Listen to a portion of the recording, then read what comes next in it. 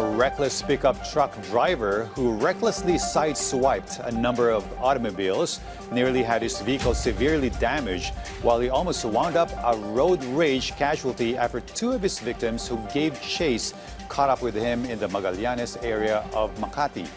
Our Ryan Lisigas has more on this scandalous road rage incident featuring a self-admitted protection agent who was also in trouble for violent reaction and gun-wielding outburst.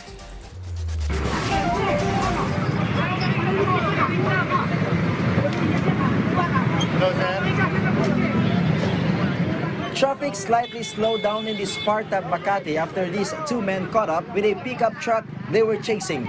The pickup truck's window was shattered, where a man wearing helmet was ordering someone to get out, while another man was seen stabbing the pickup's tire. Moments later, the man knocking on the vehicle was seen holding a gun while reaching something inside with his arm. The two men were also seen trying to forcibly open the pickup and pull the driver out until the pickup was eventually opened. In the initial investigation by the PNP, the incident happened along Chino Roses Extension in Barangay Magallanes, Makati City. However, authorities said this is not a robbery case. The pickup reportedly sideswiped several vehicles in Taguig, which prompted the chase. While fleeing toward Makati City, it also collided with an SUV. The man holding the gun was identified as a protection agent. He is reportedly not related or connected to the victims or to the pickup driver. Sa ngayon po, hindi po siya connected with any private security agency to be deployed as protection agent. At wala rin po siyang special duty detail order na nanggagaling po sa PSPG. Kaya hindi po siya masasabi natin ngayon na siya ay authorized deployed protection agent po.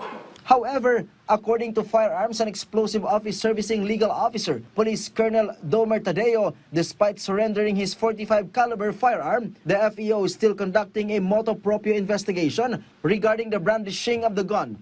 When there is commission ng isang krimen involving the firearm, ay isang possible yon na gagamitin natin sa pag-revoke or pag-cancel ng kanyang license to own and possess firearm.